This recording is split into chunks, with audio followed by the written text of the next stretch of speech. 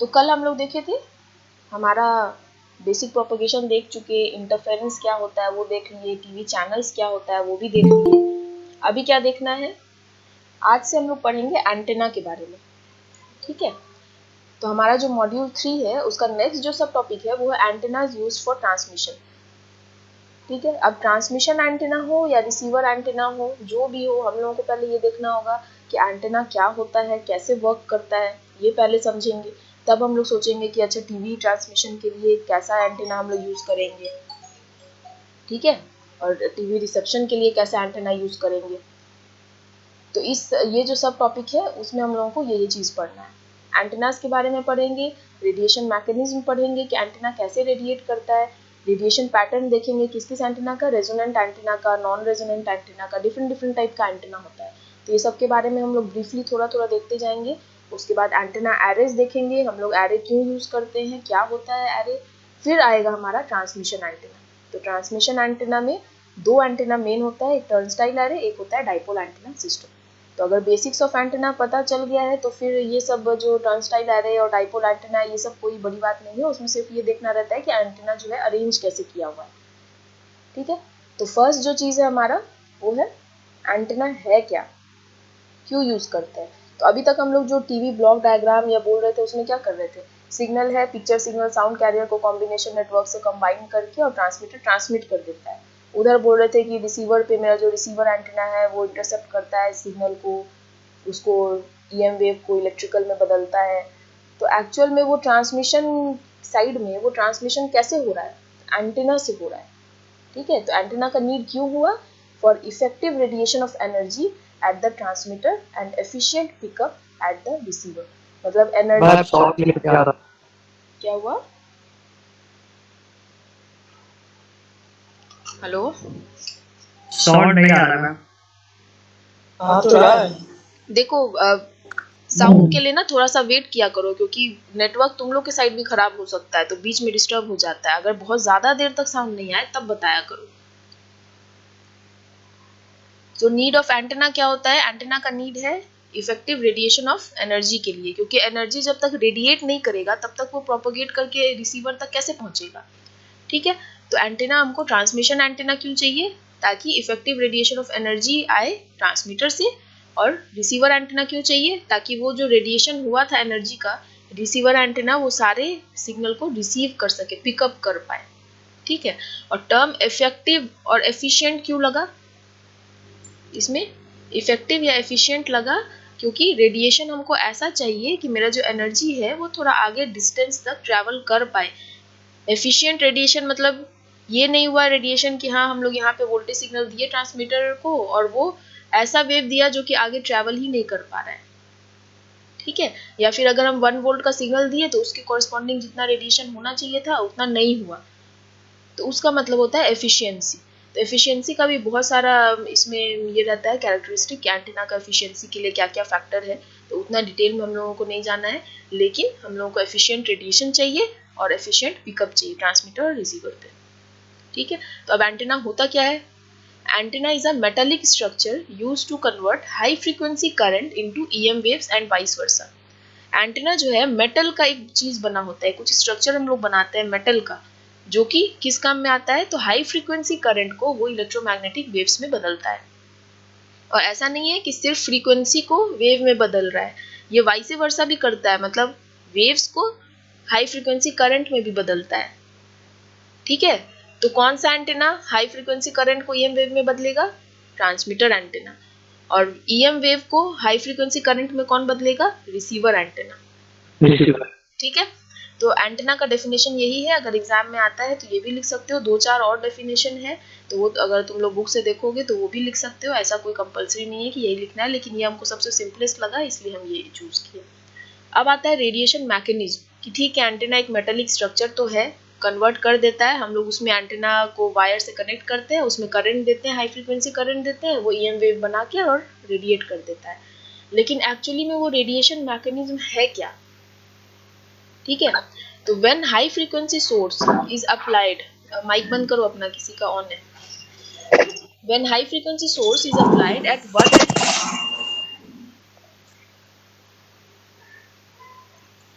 Mic बंद करो, किसी का माइक ऑन है? सूरज कुमार। Yes ma'am.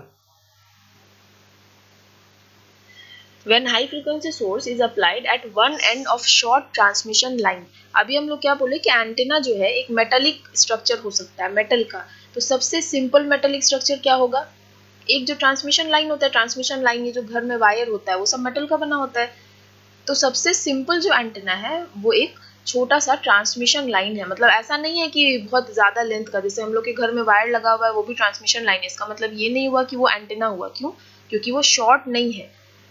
ठीक है, ट्रांसमिशन लाइन या कोई भी मेटालिक जो स्ट्रक्चर रहता है उसके लेंथ पे बहुत ज़्यादा डिपेंड करता है रेडिएशन। तो अगर बहुत ज़्यादा लंबा तुम ट्रांसमिशन लाइन ले रहे हो तो वो रेडिएशन नहीं करेगा, वो फिर क्या करेगा? ट्रांसमिशन करेगा। तो हमारे घर में जो हो रहा है वो ट्रांसमिशन हो रहा है। ठीक है, ट्रांसमिशन ऑफ इलेक्ट्रिसिटी, रेडिएशन नहीं हो रहा है। हमको क्या चाहिए? रेडिएशन चाहिए।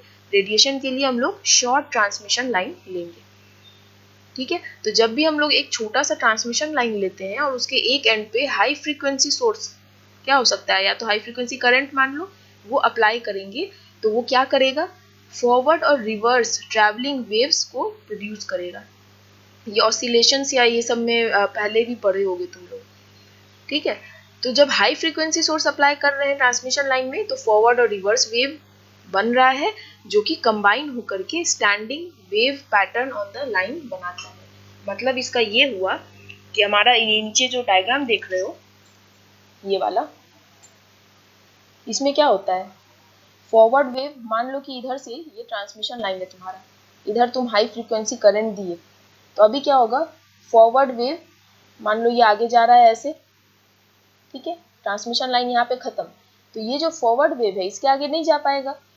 तो अब ये क्या होगा? ये रिफ्लेक्ट बैक होगा, इसके आगे जाने का इसको जगह नहीं है तो ये वापस से पीछे जाएगा। ठीक है, तो अभी क्या हो रहा है? रिफ्लेक्टेड वेव, और ये जो आगे आया था इसको कहते हैं फॉरवर्ड वेव, जो रिफ्लेक्टेड वाला है उसको कहते हैं रिवर्स वेव। ठीक है, तो ये दोनों क्या होता है? कंबाइन हो जाता है, सुपर इम्पोज हो जाता है, ऐड हो जाता है। तो अभी क्या लगेगा?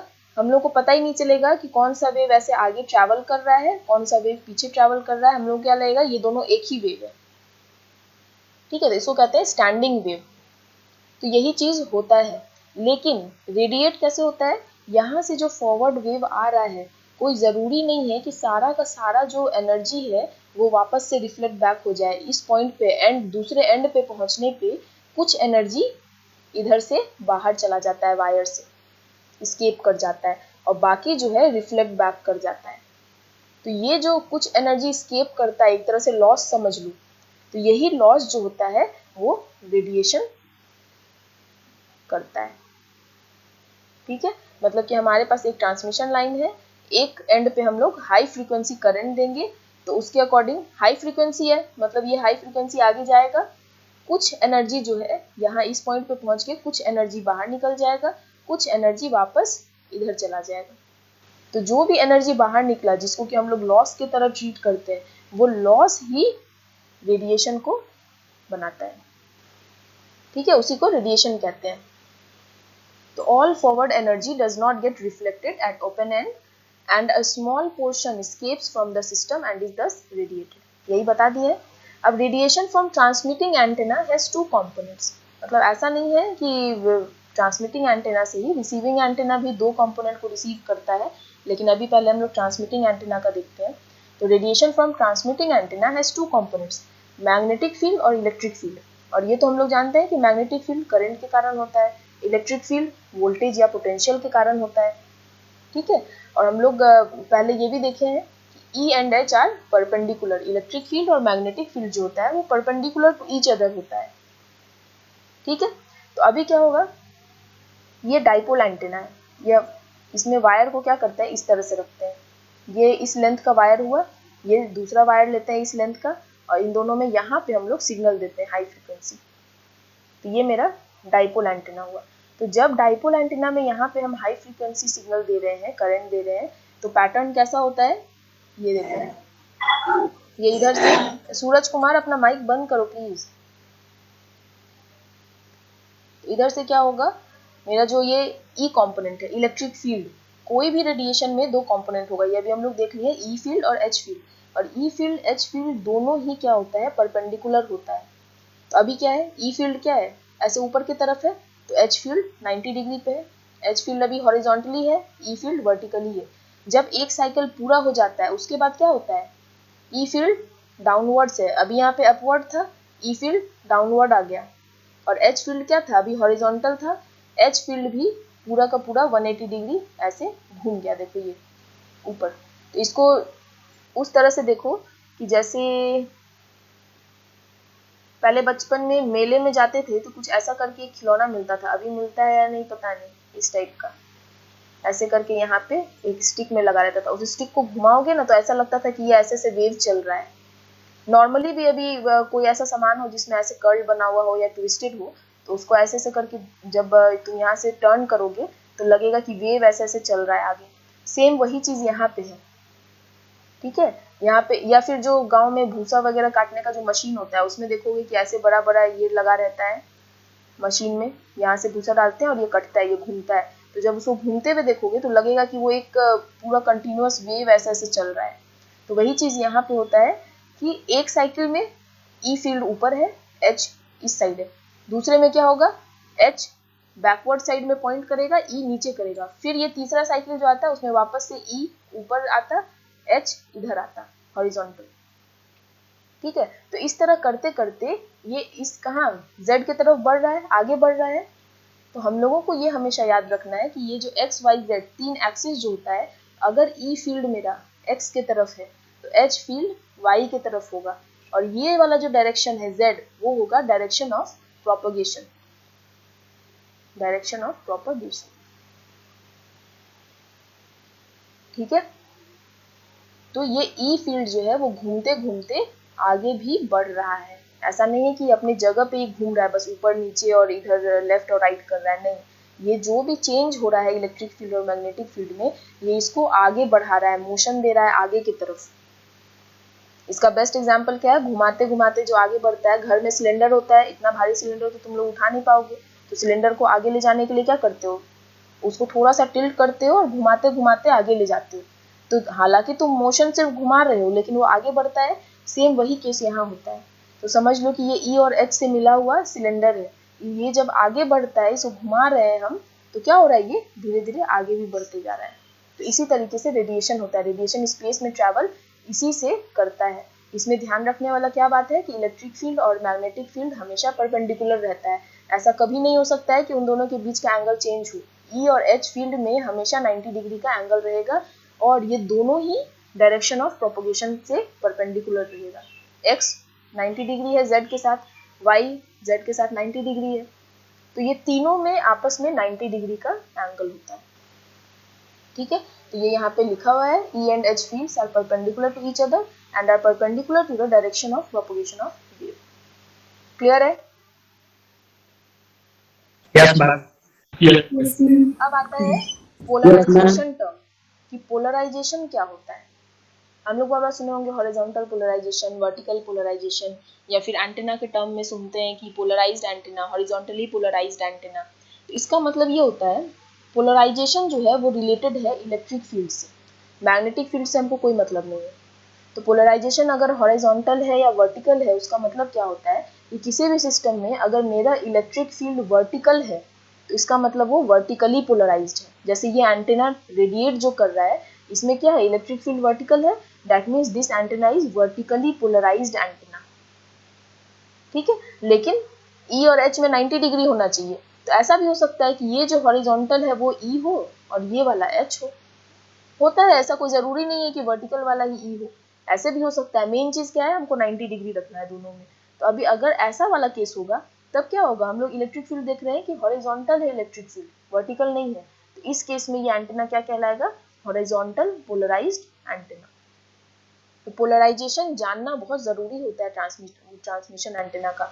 मान लो तुम जो ट्रांसमीटर यूज कर रहे हो वो हॉरिजॉन्टली पोलराइज्ड है, और रिसीवर एंटेना जो यूज कर रहे हो वो वर्टिकली पोलराइज्ड यूज कर लिए, ठीक है। तो क्या तुम कुछ भी रिसीव कर पाओगे, तुम कुछ भी रिसीव नहीं कर पाओगे। हॉरिजॉन्टली में क्या होगा, इलेक्ट्रिक फील्ड ऐसे जाएगा, एक मिनट,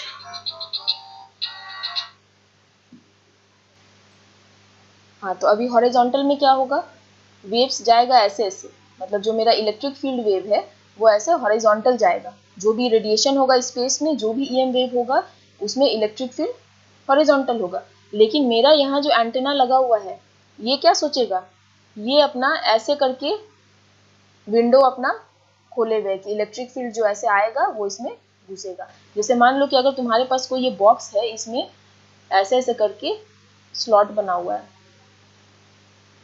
ठीक है। अब यहाँ से कोई चीज अगर वर्टिकल आएगा तभी तो इन बॉक्स से पास कर पाएगा ना, इस ये जो स्क्रीन है इसके इस साइड आ पाएगा। अगर कोई चीज ऐसे आ रहा है हॉरिजॉन्टल, वो तो इस स्लिट से नहीं पास कर पाएगा। वही चीज यहाँ पे होता है कि अगर हम हॉरिजॉन्टल वेव ट्रांसमिट कर रहे हैं तो हमको रिसीवर एंटेना भी हॉरिजॉन्टल ही रखना होगा, तभी तो वो ट्रांसमिट रिसीव कर पाएगा, नहीं तो कैसे कर पाएगा। क्लियर है। अगर हम यहाँ से वर्टिकल पोलराइज्ड वेव भेज रहे हैं तो हमको रिसीवर एंटेना भी वर्टिकल पोलराइज रखना होगा। इसीलिए ये बहुत ज़रूरी होता है हम लोगों के लिए कि हम लोग अपना जो भी ट्रांसमीटर एंटेना या रिसीवर एंटेना लगा रहे हैं वो देख ले पहले कि उसमें कौन सा पोलराइजेशन है। और जो डिज़ाइन हम लोग करते हैं एंटेना, उसमें भी सबसे पहले यही देखते हैं कि पोलराइजेशन क्या होना चाहिए। हम लोगों को अगर हॉरिजॉन्टल पोलराइजेशन चाहिए तो उस हिसाब से डिज़ाइन करते हैं, वर्टिकल पोलराइजेशन चाहिए तो उस हिसाब से डिज़ाइन करते हैं। ठीक है, क्लियर है इतना ये पोलराइजेशन वाला कॉन्सेप्ट। Yes, bye. ठीक है, तो अभी यहाँ पे क्या है कि the amount of energy radiated in space by a transmission line antenna depends on orientation and their length. मतलब अभी हम लोग क्या बोले कि कोई भी ट्रांसमिशन लाइन जो है वो रेडिएट करेगा, शॉर्ट ट्रांसमिशन लाइन, लेकिन कितना रेडिएशन होगा वो किस पे डिपेंड करेगा कि हम लोग कितना लेंथ ले रहे हैं, और ओरिएंटेशन मतलब वो किस तरीके से हम लोग रखे हैं, स्ट्रेट रखे हैं या फिर बेंड करके रखे हैं या मोड़ करके रखे हैं या इस तरह से मोड़े हैं या सर्कुलर करके रखे हैं। ये सब चीज़ पे डिपेंड करता है कि मेरा रेडिएशन कैसा होगा। तो जो लोग रिसर्च करते हैं एंटेना में, उन लोगों का काम यही रहता है कि हम कैसा एंटेना बनाएं कि रेडिएशन ज़्यादा हो। ठीक है, तो इसीलिए कोई ऐसा चीज़ रूल नहीं है इसमें कि एंटेना हमको ऐसा ही बनाना है। तुम कोई नया टाइप का एंटेना बनाओ, इसको किस तरीके से तुम उसको अरेंज करो एंटेना को कि रेडिएशन ज़्यादा हो। ठीक है, तो वही यहाँ पे लिखा हुआ है कि energy radiated depends on length and orientation. ठीक है, तो अब मान लो कि if two wire of transmission line are open up, two wire transmission line देखे हो तो हम दो ट्रांसमिशन लाइन लिए, एक ये वाला एक ये वाला, और ओपन अप मतलब ये ओपन एंड है और स्ट्रेट है। तो मेरा रेडिएशन देखो यहाँ पे दिखा रहा है इस टाइप का, एक बार इलेक्ट्रिक फील्ड अपवर्ड है, एक बार डाउनवर्ड है, यहाँ से यहाँ तक एक जो साइकिल है ये तो λ/2 होगा, मेरा रेडिएशन ये हुआ। ठीक है, अब हम क्या किए, ये जो दो ट्रांसमिशन लाइन था उसको हम थोड़ा सा आगे से बेंड कर दिए आउटवर्ड। देख लो ये यहाँ पे स्ट्रेट था, अभी हम इसको बेंड कर दिए। बेंड करने से क्या होता है कि रेडिएशन थोड़ा बढ़ जाता है, क्योंकि यहाँ स्ट्रेट में क्या होता है कि एग्जैक्ट कैंसिल कर देता है एक दूसरे को। जैसे ये जितना ऊपर वाला है उतना ही नीचे वाला है, तो ये कैंसिलेशन हो जाता है रेडिएशन का। लेकिन बेंड करने पे क्या होता है, देखो अमाउंट चेंज होते रहता है रेडिएशन का। अभी क्या था कि स्ट्रेट वाले में एक बार अपर साइकिल था, दूसरे में लोअर साइकिल स्टार्ट हो गया था, लेकिन इसमें क्या है अपर साइकिल ही है और उसका अमाउंट भी अलग अलग है। तो रेडिएशन यहाँ पे ज़्यादा होता है। बहुत ज़्यादा डिटेल में तुम लोगों को बताने का टाइम नहीं है मेरे पास, नहीं तो ये इसका पूरा मैकेनिज्म थोड़ा टाइम लगता है बताने में, 2-3 घंटा लगता है एंटीना का रेडिएशन जो प्रॉपर कैंसिलिंग ऑफ फील्ड ये सब होता है। तो अभी के लिए यही समझो कि जैसे हम इसको ये थोड़ा बेंड करते हैं आउटवर्ड तो ये थोड़ा सा रेडिएशन बढ़ता है। तो हम लोग देखिए कि जब ये स्ट्रेट से हम लोग थोड़ा बेंड किया ऐसे तो रेडिएशन बढ़ा, तो क्यों ना इसको और बेंड करें और बाहर की तरफ खोल दें और बाहर की तरफ खोल दें। तो ये देखा गया कि जब स्ट्रेट वाले को ये जो बेंड किए हैं इसको डायरेक्टली एकदम ऐसे स्ट्रेट कर देंगे जैसे कि इसमें है, इसमें ना ये एंटीना देखो एकदम स्ट्रेट ट्रांसमिशन लाइन, दो ट्रांसमिशन लाइन लिए उसको एकदम ऐसे करके फ्लेयर कर दिए, तब मेरा रेडिएशन मैक्सिमम हो जाता है। ठीक है, तो यहाँ से ही आया λ/2 डाइपोल एंटेना। ये जो एंटेना होता है कि दो ट्रांसमिशन लाइन लिए, एक ट्रांसमिशन लाइन लिए उसको इस तरीके से मोड़ दिए, दूसरा ट्रांसमिशन लाइन लिए उसको ऐसे मोड़ दिए, तो ये जो एंटेना होता है और यहाँ पे हम लोग हाई फ्रिक्वेंसी सोर्स देंगे, इस एंटेना को कहते हैं डाइपोल एंटेना। डाइपोल क्यों, डाई मीन्स टू और पोल मीन्स पोल, तो यहाँ पे ये 2 पोल है, इसीलिए इसे कहते हैं डाइपोल एंटीना। ठीक है, तो सबसे सिंपलेस्ट एंटीना जो होता है, ट्रांसमिशन लाइन एंटीना या वायर एंटीना कह लो, वो होता है डाइपोल एंटीना। अब ये जो डाइपोल है, इसमें भी सबसे ज्यादा फेमस कौन सा डाइपोल है? λ/2 डाइपोल। λ/2 क्या डिनोट करता है? डाइपोल का लेंथ डिनोट करता है। ठीक है, तो अभी हम 2 ट्रांसमिशन वायर ले करके और इसको ऐसे से बेंड कर दिए, तो अभी ये जो लेंथ है, कितना लेंथ का वायर हुआ टोटल मेरे पास, ये अगर λ/2 होगा तो रेडिएशन बहुत ही ज्यादा होगा। तो इस तरीके से डाइपोल आया। ऐसा नहीं है कि ये एज इट इज एग्जाम में आ जाएगा, उम्मीद कम है, लेकिन ये बस कॉन्सेप्ट पर्पस से है कि डाइपोल एंटीना एक्चुअली में बना कैसे। ठीक है, अब आगे क्या होगा कि हम लोग हमेशा पढ़ेंगे, एंटीना को हमेशा लोग लैम्डा के टर्म्स में ही देखेंगे। लैम्डा ये इतना λ/2 लेंथ है, तो इतना लैम्डा डिस्टेंस है। तो हमेशा ये याद रखना है कि एंटीना को हम लोग हमेशा लैम्डा के टर्म्स में ही बोलते हैं। एंटीना का लेंथ कितना है वो हम लोग इन टर्म्स ऑफ लैम्डा बोलेंगे। अगर 2 एंटीना को अगल बगल रख रहे हैं तो स्पेसिंग कितना है वो हम लोग इन टर्म्स ऑफ लैम्डा ही बोलेंगे। ठीक है, तो इसको अभी हम लोग थोड़ा सा ये देख लेंगे, पहले ये स्लाइड कंप्लीट कर लेते हैं। Received signal strength is directly proportional to transmitted power and inversely proportional to the distance। ये हम लोग पढ़ चुके हैं पहले वाले स्लाइड में कि मेरा जो अगर 2 एंटीना है, यहाँ पे ये ट्रांसमीटर एंटीना है, यहाँ पे रिसीवर एंटीना है, दोनों के बीच में डिस्टेंस d है, तो कितना पावर यहाँ पे रिसीव होगा या कितना सिग्नल स्ट्रेंथ यहाँ पे आएगा वो क्या डिपेंड करेगा? इनवर्सली प्रोपोर्शनल टू v² होता है और directly proportional to transmit power होगा। ट्रांसमिट पावर कम रखेंगे तो डिस्टेंस का कुछ भी हो, रिसीव पावर कम ही मिलेगा, है ना। अगर हम ज्यादा क्लास नहीं लेंगे तो तुम लोग ज्यादा नहीं पढ़ पाओगे, हम ज्यादा क्लास लेंगे तो तुम लोग ज्यादा पढ़ पाओगे। लेकिन दूसरा फैक्टर क्या है? एक तो फैक्टर है कि मेरा क्लास लेना जरूरी है, दूसरा फैक्टर क्या है कि ऑल्दो हम क्लास ले रहे हैं, लेकिन अगर जो सिर्फ ज्वाइन करके छोड़ दिया है, जो नहीं सुन रहा है या जो सेल्फ स्टडी नहीं कर रहा है, वो फिर भी नहीं समझ पाएगा। तो उसी तरीके से यहाँ पे भी जो रिसीव्ड सिग्नल स्ट्रेंथ होता है वो 2 चीज पे डिपेंड करता है। पहला चीज तो है पीटी, ट्रांसमिट पावर, कि अगर तुम जो सिग्नल ट्रांसमिट कर रहे हो उसका एनर्जी या उसका पावर बहुत कम रख के ट्रांसमिट करोगे तो वो तो वैसे ही बहुत वीक सिग्नल तुमको मिलेगा रिसीवर पे। ठीक है, तो पहला चीज तो है कि तुम्हारा पीटी अगर अच्छा होगा तो रिसीवर जो स्ट्रेंथ है वो अच्छा होगा। दूसरा क्या है कि इन दोनों के बीच में जो डिस्टेंस है वो, अब डिस्टेंस बहुत ज्यादा बड़ा ले लोगे तब तो इतना दूर सिग्नल को चलते चलते वो तो वीक होना ही है, तो यहाँ पे हमको स्ट्रेंथ कम मिलेगा ही। तो यही यहाँ पे है कि received signal strength is directly proportional to transmitted power, मतलब ट्रांसमिट पावर बढ़ाओगे तो रिसीव पावर बढ़ेगा, और इनवर्सली प्रोपोर्शनल टू डिस्टेंस। ठीक है, अब डिस्टेंस के इनवर्सली प्रोपोर्शनल है तो यहाँ पे क्या होगा? Square of distance. ये तुम लोग जानते हो, ऐसा नहीं है कि सिर्फ d से वो है। अब radiation resistance is the equivalent resistance which dissipates the same amount of power as that radiated from the antenna when same current flows through them। Radiation जो रेजिस्टेंस है या कोई भी इलेक्ट्रॉनिक जो कंपोनेंट होता है उसमें हम लोग जानते हैं कि थोड़ा सा हीट वो या थोड़ा रेडिएट करता है। तो रेडिएशन रेजिस्टेंस क्या होता है कि एंटीना ये जो रेडिएट कर रहा है ये एक तरह का लॉस ही है, क्योंकि हम लोग ट्रांसमिशन लाइन ले रहे थे, जो रिफ्लेक्ट नहीं हो पाया सिग्नल उसी में से थोड़ा सा सिग्नल लॉस करके और रेडिएशन किया। ठीक है, तो जितना भी रेडिएशन रेजिस्टेंस किसके इक्वल होगा? जो भी रेडिएशन हुआ या जो भी पावर आया, जो भी पावर रेडिएट हुआ, वो मान लो 1 वॉट का पावर रेडिएट हुआ तो रेडिएशन रेजिस्टेंस कितना होगा बताओ?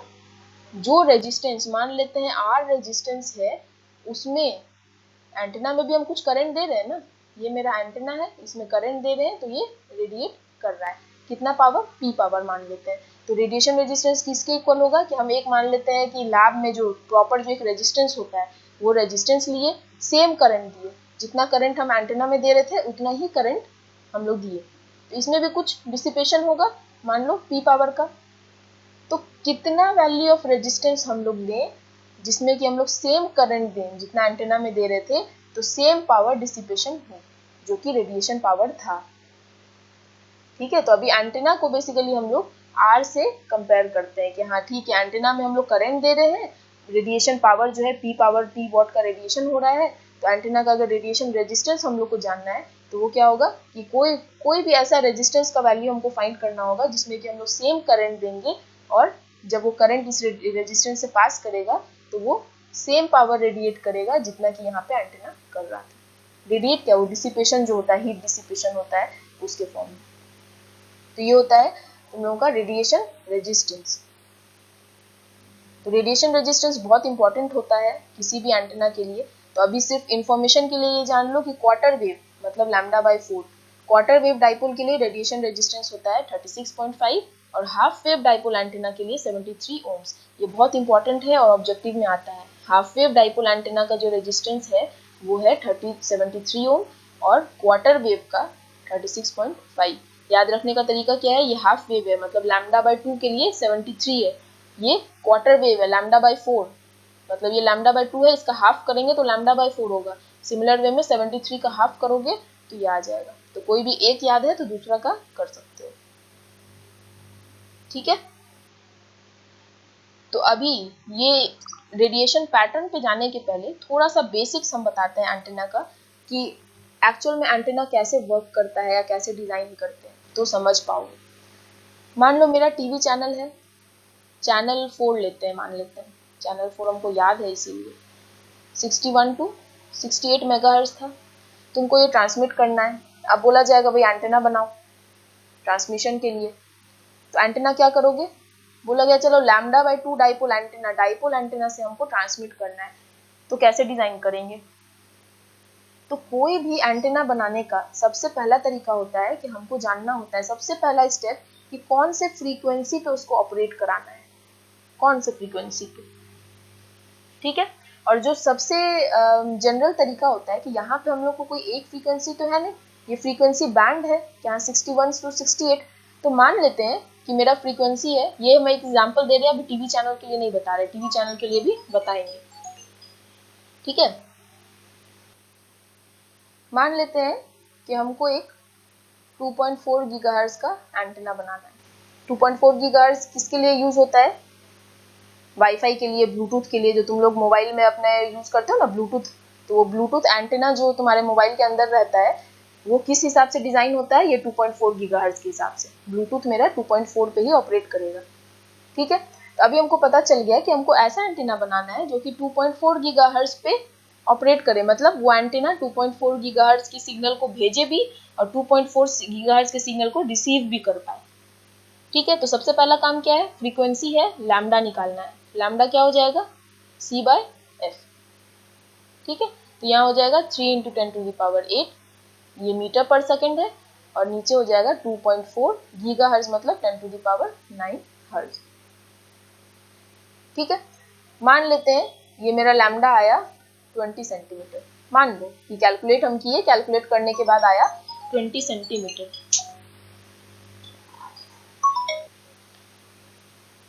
तो मान लेते हैं कि लैम्डा मेरा आया 20 सेंटीमीटर। तो अभी ये लैम्डा क्या होता है, यही डिसाइड करेगा कि मेरा एंटीना का लेंथ कितना होगा। अभी हम लोग क्या सोचे हैं कि λ/2 डाइपोल बनाना है, तो ऐसा डाइपोल बनाना है जिसका कि लेंथ क्या हो, λ/2। तो लैम्डा मेरा निकल गया 20, तो λ/2 क्या होगा 10। अब डाइपोल एंटीना कैसा होता है, इस तरीके का 10 सेंटीमीटर का एंटीना हमको बनाना है। इसका मतलब क्या होगा कि ये वाला जो लेंथ रखेंगे वो भी 5 सेंटीमीटर का रखेंगे, ये लेंथ जो रखेंगे वो 5 सेंटीमीटर का रखेंगे, और यहाँ पे हम लोग हाई फ्रीक्वेंसी करंट देंगे, बन गया एंटीना। अब ये एंटीना जो रहेगा वो जो भी 2.4 गीगाहर्ट्ज वाला सिग्नल रहेगा उसको रिसीव भी कर सकता है, और यहाँ पे अगर 2.4 गीगाहर्ट्ज फ्रीक्वेंसी वाला हम सिग्नल देंगे तो वो उसको ट्रांसमिट भी कर सकता है, ठीक है। लेकिन ये एंटीना का ये जो लेंथ है वो किसके हिसाब से हम लोग डिजाइन किए हैं, 2.4 गीगाहर्ट्ज के हिसाब से। इसीलिए ये एंटीना सिर्फ 2.4 गीगाहर्ट्ज का ही सिग्नल ले सकता है, ऐसा नहीं है कि कोई भी सिग्नल रिसीव कर लेगा। तो ये समझना बहुत जरूरी है कि कोई भी एक पर्टिकुलर एंटीना जो होता है वो सारे फ्रीक्वेंसी का सिग्नल नहीं रिसीव कर सकता है। अगर हम 2.4 गीगाहर्ट्ज के हिसाब से बनाए तो ये सिर्फ 2.4 वाला ही यूज करेगा सिग्नल, ठीक है। तुम लोग रिफ्लेक्शन कोएफिशिएंट और ये सब पढ़े हो, टू पोर्ट नेटवर्क में S11 क्या होता है, S22 क्या होता है, ये सब बताओ कोई। मतलब पढ़े हो ना कि टू पोर्ट नेटवर्क होता है, मान लो ये मेरा नेटवर्क है, ये 1 है, ठीक है, ये इधर आता है, तो S11 क्या होता है, जो भी सिग्नल 1 से गया और जो रिफ्लेक्ट हुआ 1 पे, कितना रिफ्लेक्ट हुआ, ये चीज होता है S11। तो एंटेना के केस में क्या होता है कि अगर S11 प्लॉट करोगे, इसमें तो एक ही पोर्ट है, ये एंटेना बस 2 पोर्ट तो है नहीं, तो S11 ही प्लॉट कर सकते हैं। S11 जब प्लॉट करोगे तो S11 देखोगे कि ऐसे आएगा, ये डिप कहाँ पे आएगा, 2.4 गीगाहर्ट्ज पे, ठीक है। और ये कितना -20 dB या -30 dB ऐसे होगा। तो अब ये प्लॉट क्या सिग्निफाई करता है वो हम डिटेल में नहीं बताएंगे, लेकिन क्योंकि एंटेना डिजाइन करने टाइम हम लोग यही प्लॉट देख के करते हैं। मान लो हमको 2.4 गीगाहर्ट्ज पे डिजाइन करना है, 5 सेंटीमीटर का ले लिया कैलकुलेशन के हिसाब से, तो अभी मेरा डिप 2.4 पे आना चाहिए। मान लेते हैं कि मेरा डिप 2.2 पे आ रहा है, लेकिन हमको चाहिए तो 2.4 के लिए एंटेना, तो हमको क्या करना पड़ेगा, हमको क्या करना है, थोड़ा सा और आगे बढ़ाना है, ये जो डिप है इसको यहाँ 2.4 पे आना चाहिए। तो हमको क्या करना पड़ेगा, लेंथ बढ़ाना पड़ेगा कि कम करना पड़ेगा, बताओ। फ्रीक्वेंसी अभी 2.2 है, हमको चाहिए फ्रीक्वेंसी 2.4 पे, तो उसके लिए अभी हम लेंथ 5 सेंटीमीटर लिए, 2.2 के लिए लेंथ 5 सेंटीमीटर हुआ, अब हमको चाहिए 2.4 पे, हम चाहते हैं कि मेरा एंटीना 2.4 पे रेडिएट करे, तो ये लेंथ जो है उसको बढ़ाना पड़ेगा या घटाना पड़ेगा, घटाना पड़ेगा। घटाना पड़ेगा, क्योंकि फ्रीक्वेंसी और लैम्डा जो होता है वो इन्वर्सली प्रोपोर्शनल होता है, ठीक है। तो अगर 5 सेंटीमीटर के लिए मेरा लोअर फ्रीक्वेंसी पे आ रहा है, हमको हायर फ्रीक्वेंसी पे जाना है, तो जैसे जैसे हम फ्रीक्वेंसी हाई करेंगे वैसे वैसे मेरा लैम्डा छोटा होते जाता है ना, फ्रीक्वेंसी हाई करेंगे लैम्डा छोटा होगा, ये रिलेशन कभी भी नहीं भूलना है।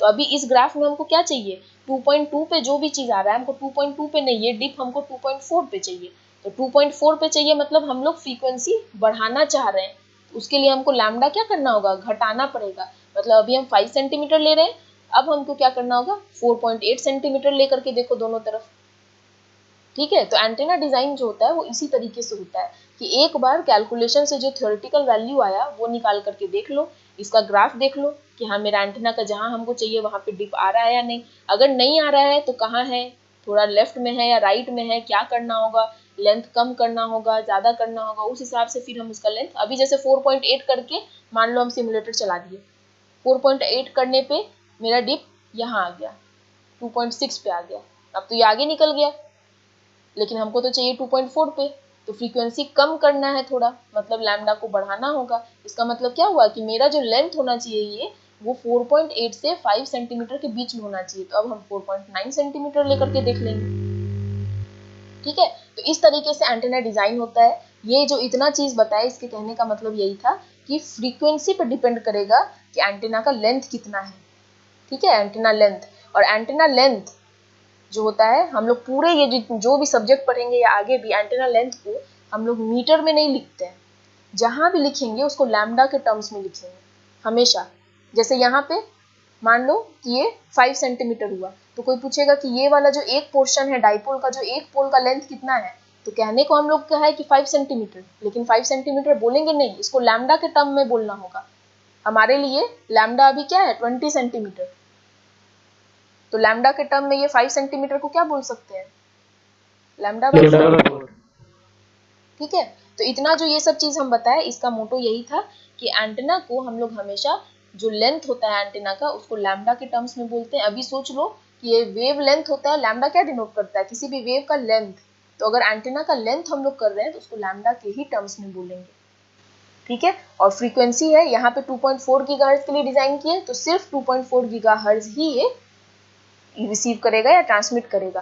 तो ये लेकिन हुआ एकदम सिंगल बैंड एंटीना की एक पर्टिकुलर फ्रीक्वेंसी।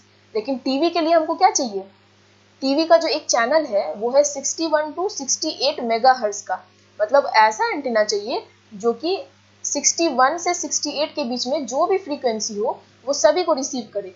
तो मेरा S11 प्लॉट कैसा होना चाहिए, मान लेते हैं ये 61 है, ये 68 है, तो मेरा S11 प्लॉट जो है वो कुछ ऐसा होना चाहिए, जितना दूर डिप रहेगा उतना दूर वो रेडिएट या फिर रिसीव करेगा। और ये बिल्कुल मतलब 61 के इस पार जो ये वाला एरिया है उसमें कुछ रिसीव नहीं करेगा, 68 के इस पार ये वाले एरिया में कुछ रिसीव नहीं करेगा। या ट्रांसमिट नहीं करेगा। ट्रांसमिट और रिसीव किस में करेगा? सिर्फ इस एरिया में। तो इसको कहते हैं वाइड बैंड रिस्पॉन्स। ठीक है, वाइड बैंड एंटीना, ऐसा एंटीना जिसका कि बैंड जो होता है, फ्रीक्वेंसी बैंड जिस पे वो काम करेगा वो वाइड बैंड हो। अभी हम लोग शुरू में क्या बताए थे, 2.4 के लिए ये ऐसे करके था। ये है नैरो बैंड एंटीना, मतलब ये एक पर्टिकुलर फ्रीक्वेंसी पे ही काम करेगा, इसका जो बैंड है वो बहुत नैरो है, लेकिन ये वाइड बैंड है। ये 61 से 68 जो भी फ्रीक्वेंसी आएगा उसको ये ट्रांसमिट या रिसीव कर सकता है। ठीक है, तो टीवी जो भी ट्रांसमिशन या रिसेप्शन होता है उसमें हमको ऐसा नैरो बैंड एंटीना नहीं चाहिए होता है, हमको ये वाइड बैंड फ्रीक्वेंसी रिस्पॉन्स वाला एंटीना चाहिए होता है। ठीक है, क्लियर है? Yes ma'am. Yes ma'am. ठीक है, आज के लिए इतना ही है, फिर नेक्स्ट क्लास में हम लोग देखते हैं। Yes ma'am.